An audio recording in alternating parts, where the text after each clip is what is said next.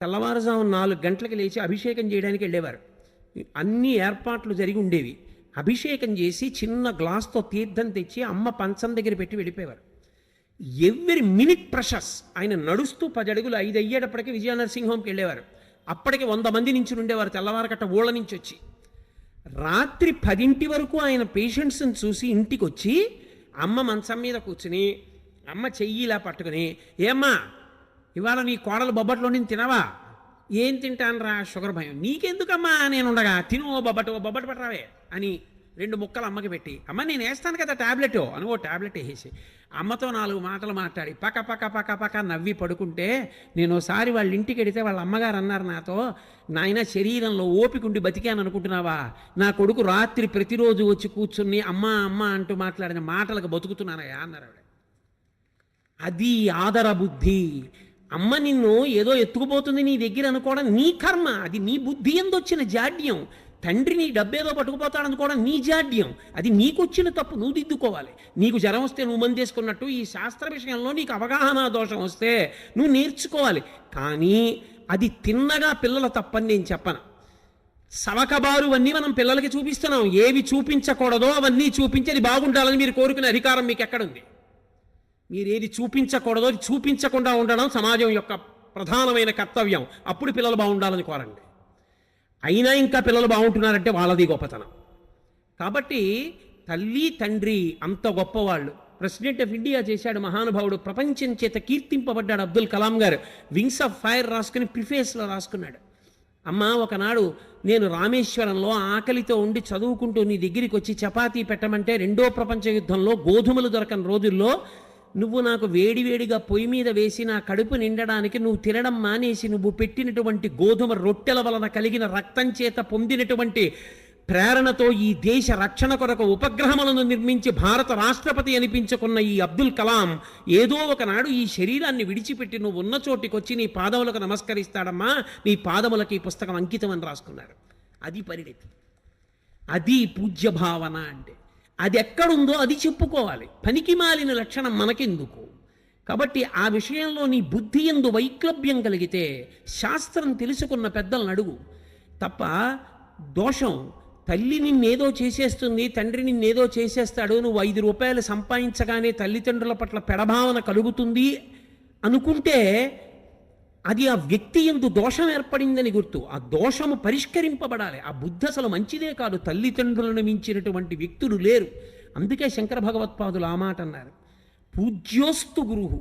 తండ్రి ఎవరో తెలుసా? తనంత తాను గురువు. గురువు అన్న మాటకు అర్థం ఏంటో తెలుసా? బరువు అని. తండ్రికి 80 ఏళ్ళు వచ్చాయి, కొడుకు సీనియర్ అయ్యేసి అప్పటికి. ఇప్పుడు తండ్రి గొప్ప కొడుకు గొప్ప? తండ్రి శరీరముతో ఉన్నంత కాలము తండ్రి ముందు కొడుకు చిన్నవాడే. గురువు బరువు, ఎదురుకుండా ఉన్నది లఘువు చిన్నది. అప్పుడు కూడా శుభలేఖ తండ్రి గారి పేరు మీదే ఇవ్వాలి నీకు జ్ఞానం ఉంటే. ఐఏఎస్ కదా అని ఆయన పేరు మీద ఇవ్వకూడదు, కొడుకు పేరు మీద. తండ్రిని అంతలా చూడాలి. మహానుభావుడు డిస్ట్రిక్ట్ జడ్జ్ చేశారు కృష్ణయ్య గారు. తండ్రిని ఎలా చూశారండి? నిజంగా ఎంత సంతోషపడిపోయేవాళ్ళం మనం ఆయన్ని చూసి. అటువంటి తండ్రులు, అటువంటి కొడుకులు నాకు తెలుసు. కాబట్టి తండ్రి ఆయన పూజనీయుడైన గురువు. ఆయన నీకన్నా ఎప్పుడూ 4 ఆకులు తెలిసున్నవాడే. అందుకే శ్రీరామాయణంలో వాల్మీకి మహర్షి ఒక తీర్పు చెప్పారు. కొడుక్కి భార్యగా ఎవరుండాలో నిర్ణయం చేయగలిగిన అధికారి ఎవడు? తల్లి కూడా కాదు. ఎందుకో తెలుసా? తల్లిది అతి ప్రేమ. అతి ప్రేమ ఎక్కడుంటుందో శంక అక్కడ ఎక్కువైపోతుంది.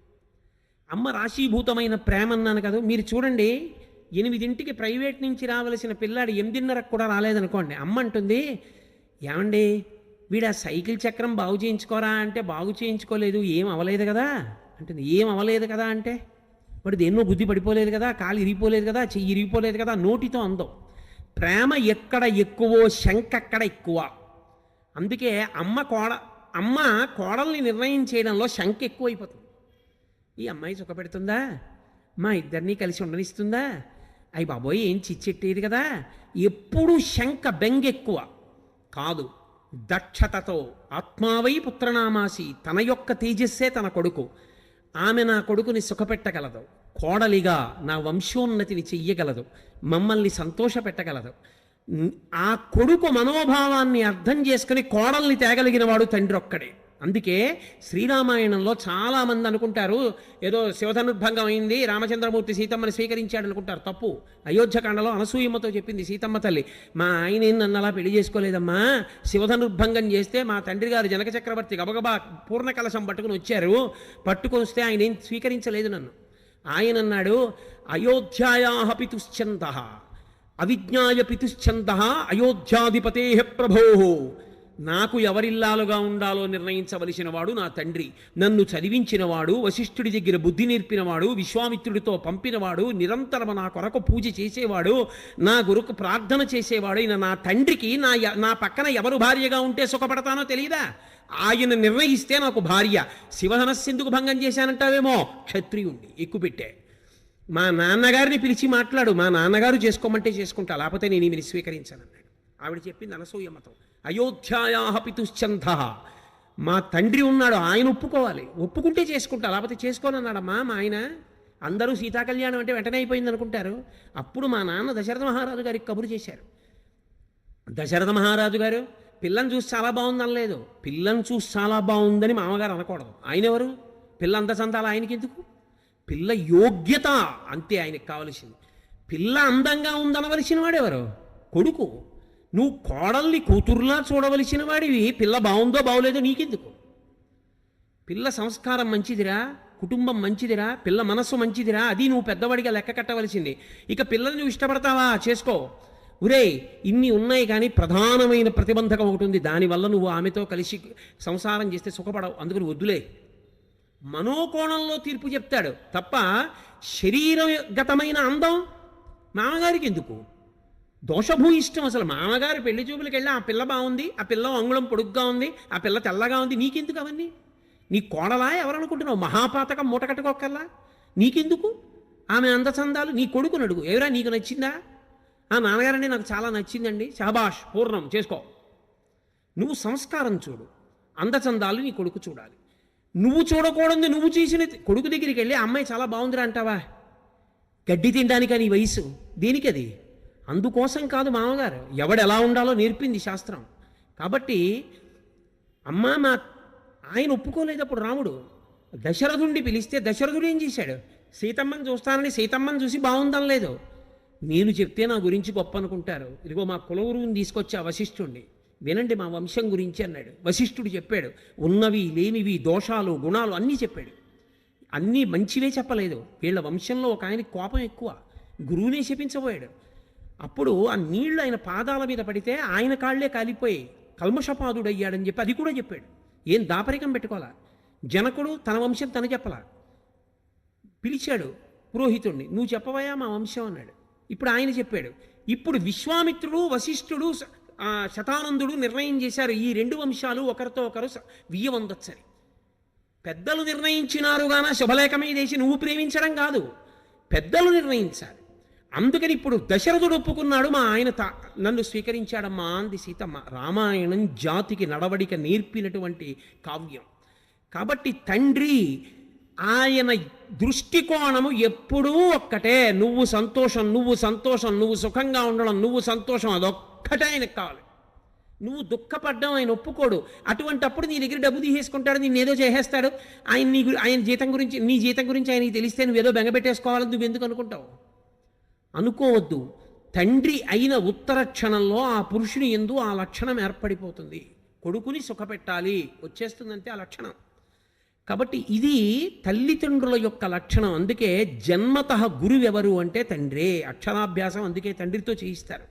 అంత సుఖపడాలి, వృద్ధిలోకి రావాలన్న హృదయంతో చేయిస్తాడు. కాబట్టి కొడుకు వృద్ధిలోకి వస్తాడని ఏ కొడుకుకైనా అక్షరాభ్యాసం తండ్రి చేయించడమే వేదం అంగీకరించిన ప్రమాణము.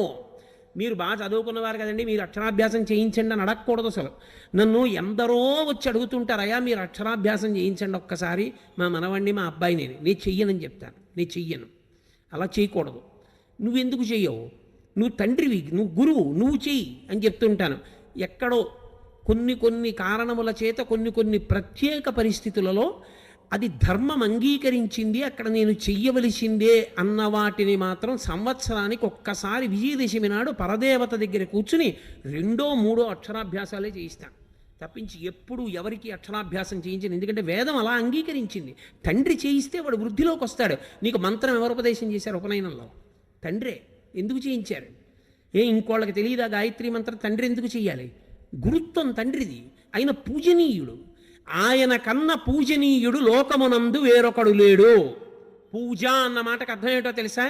ఎవరిని నువ్వు గౌరవిస్తే నీకు గౌరవం వస్తుందో దానికి పూజ అని పేరు. నేను భగవంతుడి పట్ల కృతజ్ఞుడనై పూజ చేస్తే లోకం నన్ను పూజిస్తుంది. అయా ఈయన కృతజ్ఞత ఉన్నవాడండి అని. తండ్రికి నువ్వు నమస్కారం చేస్తే లోకమంతా నీకు నమస్కారం చేస్తుంది. కృతజ్ఞత కలిగియుండుట, పూజనీయత పొందియుండుట, పూజించుట. తనంత తాను సహజ సిద్ధముగా పూజనీయుడు ఈ లోకమునందెవరు? తండ్రియే. ఆయన ఏం చదువుకున్నాడు, ఎంత చదువుకున్నాడు, ఎంత డబ్బు ఉంది, ఏం చేశాడు అనవసరం. నీకు తండ్రి పూజనీయుడు, అంతే శాస్త్రం. ఇప్పుడు మిగిలిన వాళ్ళు తండ్రి లేకపోతే అన్నగారిది. కానీ అన్నగారి ఎంత దోషం ఉన్నవాళ్ళు ఉంటారు లోకంలో. త్యాగరాజస్వామి వారి పెద్దన్నగారు లేడు, జపేశుడు ఉన్నాడు. నేను మొన్న తిరువాయూరు వెడితే ఇప్పుడు జపేశుని యొక్క వంశంలో వాళ్ళే అక్కడ అర్చకత్వం వహిస్తున్నారు. మేము 7వ తరం వాళ్ళమండి. అయ్యోయ్యో గురుగారు మీరు వచ్చారా, రండి మా ఒకసారి త్యాగరాజస్వామి వారు తిరిగిన ఇల్లు అవి చూపిస్తామని పాపం తీసుకెళ్ళి చూపించారు. వేరు మాట అనుకోండి.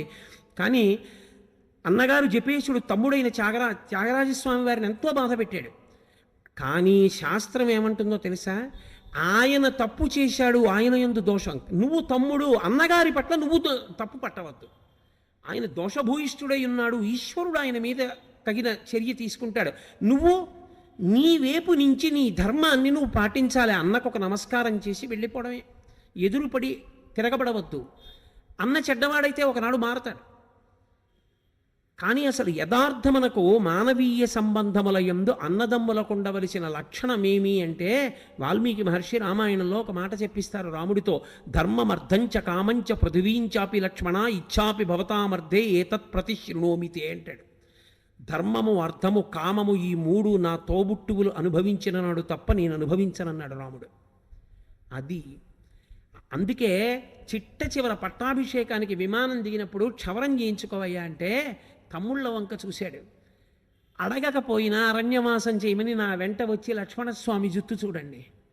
రాజ్యం తల్లి తెచ్చి ఇచ్చినా అక్కర్లేదని నందిగ్రామంలో కూర్చుని మహానుభావుడు పాదుకలు సింహాసనం మీద పెట్టి పరిపాలించిన భరతుడి జుత్తు చూడండి. వాళ్ళు జుత్తు తీసుకోకుండా నేను జుత్తు ముందు తీసుకుని సహేగంగా తయారవనా? ముందు తమ్ముళ్ళకి తీయండి, తర్వాత నేను తీసుకుంటానన్నాడు. అది అన్నగారంటే. ఉండరా దోషభూయిష్టమైన అన్నదమ్ములు ఉంటారు, కానీ లోకంలో ఆదర్శవంతమైన అన్నదమ్ముల్ని తీసుకోవాలి. అందుకే శ్రీరామాయణ కావ్యం ఒక్కటే లోకమునకు ఎన్నో నేర్పుతుంది. మీరు చూడండి, వాలి సుగ్రీవుడు భార్యను కూడా వాలిత్తుకుపోతాడు. అదో అన్నదమ్ములు. వాలి చచ్చిపోయాడు, సుగ్రీవుడు మిగిలాడు.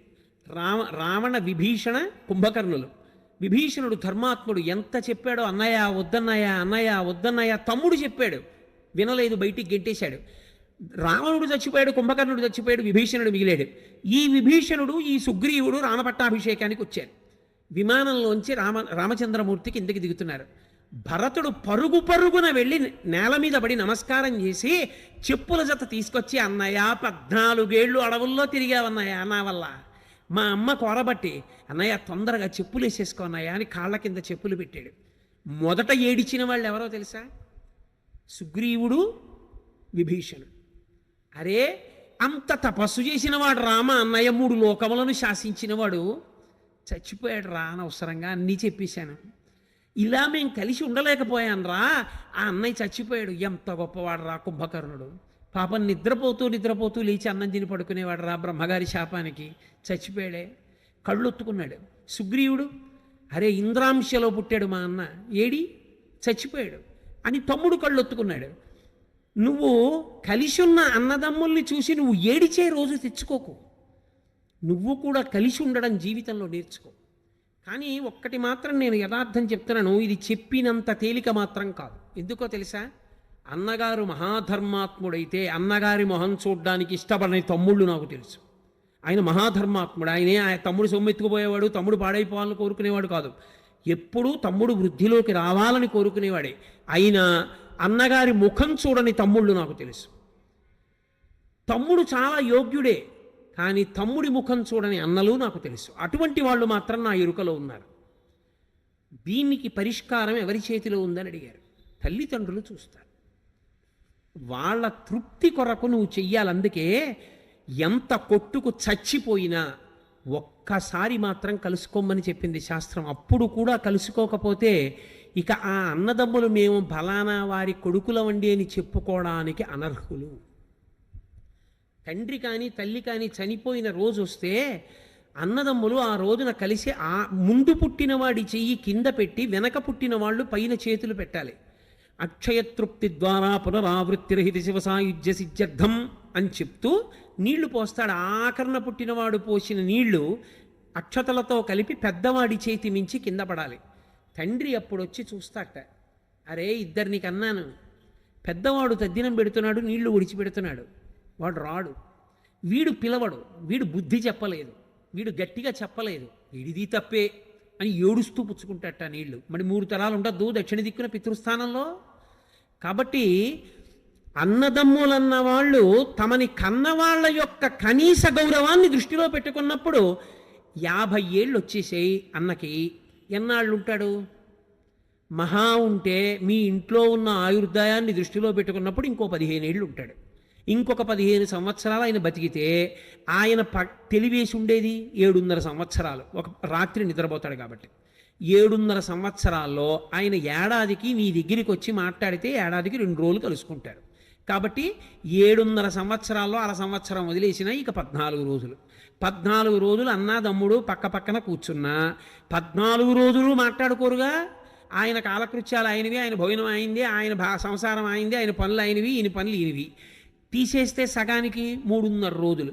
ఇక 50 ఏళ్ళు వచ్చిన అన్నగారు తన తమ్ముడితో కలిపి ఈ జన్మకి మేము తల్లిదండ్రుల బిడ్డలమని మాట్లాడుకునేటటువంటి అవకాశం ఏమైనా మిగిలితే 65 ఏళ్ళు బతుకుతాడు. వాళ్ళ ఇంట్లో ఉన్న ఆయుర్దాయాన్ని లెక్క కట్టినప్పుడు అనుకుంటే ఇక వాళ్ళిద్దరూ కలిసి మాట్లాడుకునేది 3 రోజులు.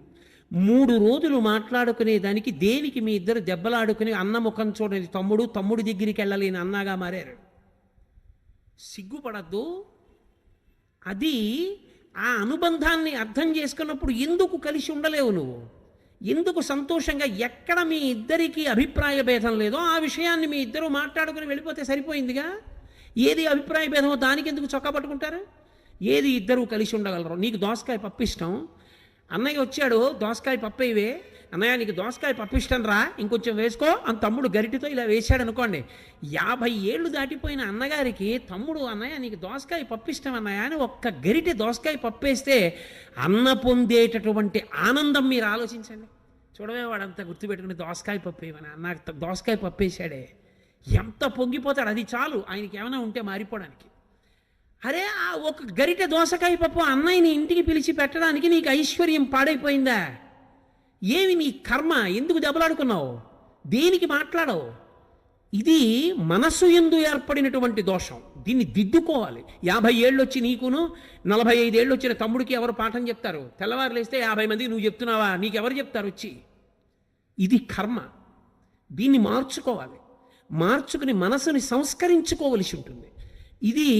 అది లేనినాడు ఆ మానవీయ సంబంధములకు అర్థం లేదు. రాముడు ఏడిచాడు, బ్రహ్మాస్త్రం వేస్తే లక్ష్మణుడు పడిపోతే ఆయన ఏడిచిన ఏడుపు మీరు చదివితే రామాయణంలో అసలు మానవీయ సంబంధములకున్న అందం తెలుస్తుంది.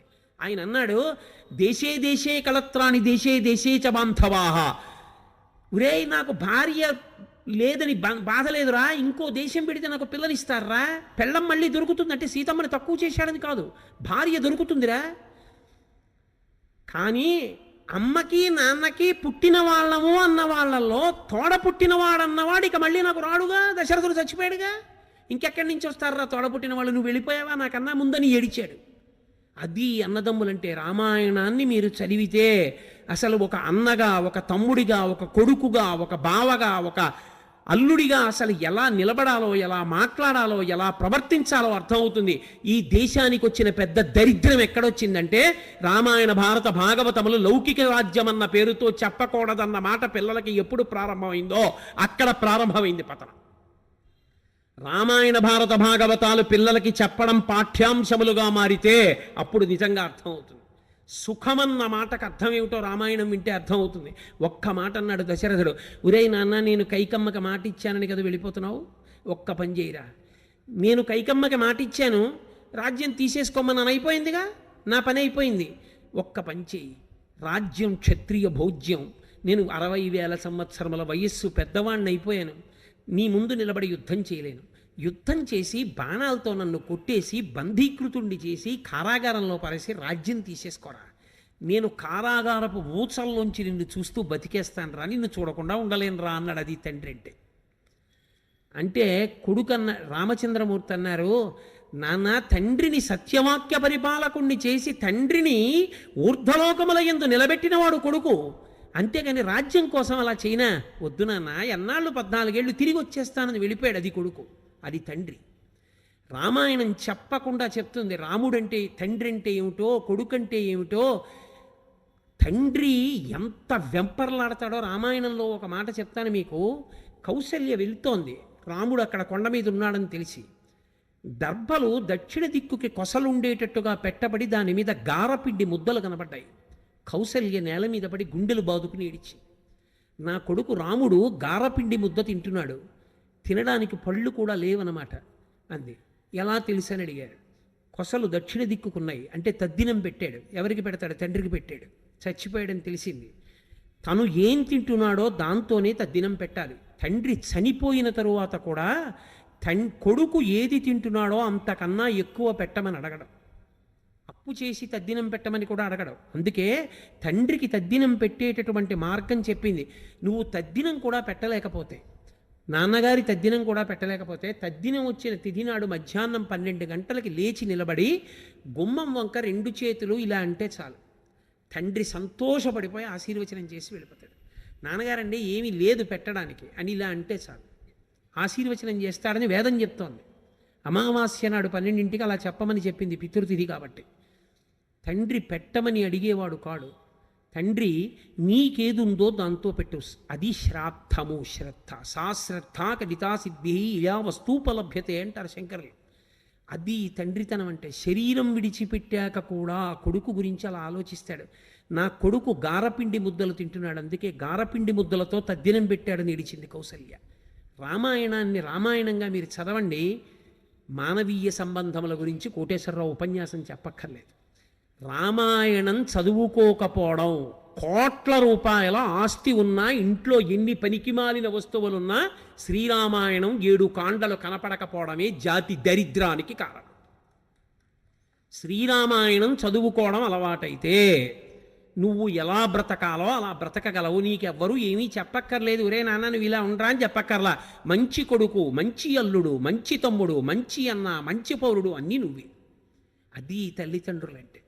కాబట్టి తల్లిదండ్రులను నింద చేయవద్దు. పరమ పూజనీయుడు తండ్రి. ఇంకింతకన్నా ఏం చెప్పాలి తండ్రి గురించి?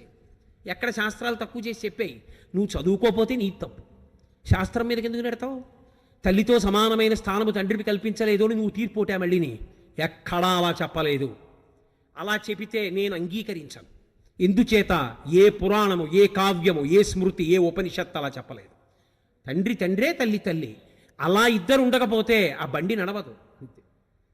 అలా నడవాలి అంటే వాళ్ళిద్దరి యందు అటువంటి లక్షణములతో వాళ్ళు సమైక్యం అయితేనే నిలబడుతుంది కుటుంబం. కాబట్టి అది తల్లిదండ్రులు. అది అర్థం చేసుకున్న నాడు నువ్వు వృద్ధిలోకి వస్తావు. ఇక వైదిక సంబంధము అని ఒకటి ఉంటుంది. సరే, నేను దాని గురించి ఇంకా ఎక్కువగా మాట్లాడితే ఎంతకని నేను మాట్లాడగలను. దేహ సంబంధం, పుట్టుకతో వచ్చే సంబంధాలు అవన్నీ, అన్న, తమ్ముడు, అక్క, చెల్లి, ఇవన్నీ తీసేస్తానండి అంటే మీరు తీసేయలేరు. పినతల్లి, పెదతండ్రి అంతే, ఆ పుట్టుకతో వచ్చేసింది. వైదిక సంబంధము వేదము వలన ముడిపడుతుంది. ఆ సంబంధం వేదమును ప్రమాణము చేసుకుని ముడిపడుతుంది. అందుకే అగ్నిసాక్షిగా అంటారు పెళ్ళి. పెళ్ళి అగ్నిసాక్షిగా ఎందుకో తెలుసా? కన్యాదాత గారు కాదు పిల్లనిచ్చేది, అగ్ని ఇస్తాడు. అగ్ని ఇస్తే నువ్వు పుచ్చుకున్నావు కాబట్టి వృద్ధి. అందుకే అర్ధరాత్రి 1 గంటకి సుముహూర్తం పూర్తయినా ప్రధాన హోమం చేయించేస్తారు. వివాహమునందు బాగా జ్ఞాపకం పెట్టుకోండి నేను చెప్పే మాట. వివాహమునందు 3 ఏకం చేస్తారు. ఈ 3 ఏకం చేసిన కారణం చేత ఇద్దరు ఒకటవుతారు. ఏ 3 ఏకం చేస్తారు అని అడిగారు. వేదమంత్రములను ప్రమాణముగా, వేదమును సాక్ష్యముగా, అగ్నిహోత్రుణ్ణి ప్రధానమైన దేవతగా స్వీకరించి 3 కలుపుతారు. ఏకపాత్రా భోజనము, పెళ్ళైన రోజు కాదు, యథార్థమునకు భర్త తిన్న విస్తట్లో భార్య తినేది పూర్వం. నాకు బాగా తెలుసు. పత్నీభాగమని బూరె తిని చాలా బాగుందనుకోండి బూరి, ఆయన రెండో బూరె వేయమని నెయ్యి వేయించుకొని బూరి సగం తిని వదిలిపెడతాడు. అర్థం ఏమిటో తెలుసా? చాలా బాగుంది బూరి, నీకోసం వదిలేను. ఆ ప్రేమతో కలగలుపుకుని తింటుంది భార్య ఆ విస్తట్లో. అందరిని పత్ని భాగం వదిలేడండి ఆయన అని వెటకారం ఆడతారు ఇప్పటికీ. ఓ బూరి ముక్క వదిలేశాను అనుకోండి నేను విస్తట్లో, దాని అర్థం ఏమిటంటే, ఏమో బూరి చాలా బాగుందో నువ్వు తిను అని 10 మందిలో అనలేక నేను వదిలేస్తే ఆ విస్తట్లోనే అన్నం పెట్టుకున్నప్పుడు ఆ బూరి గుర్తు అన్నమాట. 2 బూర్లు తినడానికి అన్నం తక్కువ తిను, బూర్లు బాగున్నాయి ఇవాళ అని. అందుకని ఏకపాత్రా భోజనము, పెళ్ళైన రోజు 2 పాత్రలలో భోజనం చేయరు. ఒక్క పాత్రలోనే వడ్డించి ఇద్దరిని భోజనం చేయమంటారు. ఒక విస్తరి. ఏక వస్త్రధారణము, ఇద్దరు కలిపి ఒక బట్టే కట్టుకోవాలి. అది ఎలా? అసహ్యంగా ఉండదు సభాముఖంగా. అందులో యథార్థములకు 3 రోజులు చేయాలి పెళ్ళి. 3 రోజులు పెళ్లి చేసినప్పుడు మంగళస్నానం చేయిస్తారు పీటల మీద తీసుకొచ్చేటప్పుడు. ఏ మంగళ స్నానం చేశారో ఆ మంగళ స్నానం చేసిన బట్టలతోటే 3 రోజులు ఉండాలి, ఇక మధ్యలో స్నానం చేయకూడదు. మంగళ స్నానం అని ఎందుకు పిలుస్తారంటే, మంగళ స్నానం వేదమంత్రం లేకుండా చేయించిన పార్వతీ పరమేశ్వరులు ఆవహిస్తారు పెళ్లి కొడుకుని పెళ్లి కూతురు. అందుకని వాళ్ళు నిత్యశుద్ధులు. ఎవరైనా జ్ఞాతి చచ్చిపోయినా ఇక వాళ్ళకి అశౌచం రాదు. 3 రోజులు నిలబడుతుంది అది. కాబట్టి 3 రోజులు ఇక స్నానం చేయరు. ఏకవస్త్రం ఎలా కట్టుకుంటారు? ఇద్దరు కలిపి ఓ బట్ట ఎలా కుదురుతుంది? అందుకని ఆమె బట్ట ఈమె బట్ట కొంగులు ముడి వేసేస్తారు. బ్రహ్మముడి పడిందిరా అంటారు. బ్రహ్మముడి పడిందిరా అంటే ఒక బట్ట కట్టుకున్నారు, ఒక పాత్ర యందు భోజనం చేశారు, అన్యోన్యంగా బతికిన దంపతులకి తాంబూలం ఇచ్చి ఏకశయ్యాగతులు అవుతారు. ఈ 3 ఏకమవడం బయట మీ ఇద్దరూ ఏకమై ఉండడం కాదు, మీ మనసులు కూడా అలా ఏకమవ్వాలని చెప్పడానికి అఘోర చక్షుహు అన్న మంత్రం చెప్తూ సుముహూర్తానికి ఒకరి కన్నులలో ఒకరు చూసుకుని జీలకర్ర బెల్లం పెట్టుకుంటారు. జీలకర్ర బెల్లం ఎందుకు పెట్టుకోవడం అంటే, జీలకర్ర మంగళద్రవ్యం, బెల్లం నిలవ దోషం లేని పదార్థం. రెండిటినీ కలిపి నూరితే అందులోంచి ధనాత్మక విద్యుత్ వస్తుంది. అది బ్రహ్మస్థానమునందు పెట్టుకుంటే ఇద్దరి మధ్య అన్యోన్యత అంకురిస్తుంది. నేను ఇలా అన్నానని అనుకోకండి, షష్ఠి పూర్తి అయిపోయింది ఆయనకి. ఆవిడ లోకం దృష్టిలో అమ్మమ్మ అయిందేమో, ఈయనకి మాత్రం కొత్త పెళ్లి కూతురులాగే ఉంటుంది. అలా ఉండాలనే వేదమంత్రం చెప్పింది. అందుకే తాళి కట్టేటప్పుడు కాడి పెట్టి నీళ్లు పోస్తారు. హరదత్తాచార్యుల వారు వ్యాఖ్యానం చేశారు, చర్మవ్యాధులు వచ్చి ఒంటి మీద మచ్చలు వస్తే భర్తకి భార్య ఎందు అనురక్తిపోతుంది. అలా వివర్ణము కాకుండా ఎన్నేళ్ళొచ్చినా ఆయన అనురక్తి ఆమె యందు మాత్రమే నిలబడేటట్టుగా దేవతల యొక్క అనుగ్రహాన్ని కురిపిస్తారు ఆ సమయంలో మంత్రముల చేత. అందుకని కాడితో నీళ్లు పోయించి మంగళసూత్రం కట్టిస్తారు. ఇది వేదము చేత పడిన ముడి, వేదము ప్రమాణముగా పడిన ముడి. చిత్రం ఏమిటో తెలుసా? ఈ ముడిని బట్టే నిన్ను కన్న తల్లిదండ్రుల అభ్యున్నతి కూడా ఆధారపడుతుంది. చిత్రం ఏమిటంటే, లోకంలో అన్నిటినీ దాటి పరమ పవిత్రమైపోయిన అనుబంధం ఏది? భార్యాభర్తల అనుబంధమే. అందుకే విశ్వనాథ సత్యనారాయణ గారు 1000 పడగలు రాస్తూ అబ్బా ఓ మరచెంబును అడ్డుపెట్టి దాంపత్యాన్ని వర్ణించాడు మహానుభావుడు. కాబట్టి వాళ్ళిద్దరి మధ్య పెరుగుతున్న కొద్దీ అనుబంధం, మొదట్లో ఇద్దరి మధ్య ఆకర్షణ కారణం అవుతుంది, కానీ షష్ఠి పూర్తికి వచ్చేటప్పటికి ఆ దంపతుల యొక్క లక్షణం ఎలా ఉంటుందో చెప్పారు. అసలే అది కొత్తపల్లి కొబ్బరి మామిడి పండు మా గోదావరి జిల్లాలో దొరుకుతుంది. అబ్బో ఎంత రుచో! అది ముగ్గిపోయింది, సువాసన. ఏదో పరక మామిడి పళ్ళు కొన్నాడు, 13 మామిడి పళ్ళు తెచ్చి పైన గడ్డేసి సర్దుతున్నాడు. కింద తేనె జాడి ఉంది, రోజు శివాడికి అభిషేకం చేసుకోవడానికి పుట్ట తేనె తెచ్చాడు, అక్కడ పెట్టాడు. ఈ 13 పళ్ళు పేరుస్తుండగా ఓ పండు జారి టపుక్కుని నేతి జాడీలో పడిపోయింది. ఆయన చూసుకోలేదు, ఇలా చూసి పళ్ళన్నీ తీసి పైన పేర్చాడు. 12 ఇచ్చాడు. చూసావా ధూర్తుడు, నేను లెక్క పెట్టలేదు, 13వ పండు పోయింది, వాడు ఇవ్వలేదు అనుకున్నాడు. సరే 12 పళ్ళు తినేశాడు. ఇక సోమవారం అభిషేకం చేస్తాడు. 2 సోమవారాలు ఊళ్ళో లేడు. 3వ సోమవారం వచ్చి అభిషేకం చేద్దామని నేతి జాడీలో పాత్ర ముంచాడు. ఇప్పుడు అందులోంచి మామిడి పండు పైకి వచ్చింది. అసలే కొత్తపల్లి కొబ్బరి, దాని మీద ముగ్గిపోయింది. 2 వారాలు తేనెలో ఉండిపోయింది. ఇప్పుడు దాని రుచికి కొత్తపల్లి కొబ్బరి ముగ్గని పండుకి సామ్యం ఉంటుందా? షష్ఠి పూర్తి నాటి అనుబంధం అది. అప్పటికి ఆయన అంటాడు, ఇంత పిచ్చిది ఏమిటో పర్వాలేదులేండి, కొడుకు జాగ్రత్తగా చూస్తాడు అంటాడు. ఆవిడంటుంది, మహానుభావుడు మళ్ళీ జన్మంటూ ఉంటే ఆయనకే ఇల్లాలవ్వాలట. అప్పటికి ఆ అనుబంధంలో ఉన్న పవిత్రత అది. కాబట్టి ఆ భార్యాభర్తల సంబంధం ఉందే అసలు అద్వితీయం. అనసూయమ్మ రామాయణంలో మాట ఉంది, అమ్మా నేను నీతో ఒక మాట చెప్తానని సీతమ్మతో చెప్తూ అంది, అనుశిష్టాం, నేను లోకంలో అత్యంత గొప్ప వ్యక్తి అని చెప్పదగిన వాడంటూ ఉంటే కృతమిహావ్యయం అంది. రాశీభూతమైన తపస్సెవరో తెలుసా? భర్తయే. ఆమెకి ఏం తెలుసు ఏం తెలీదు అనవసరం, ఆయన ఇల్లాలు గౌరవం అంతే.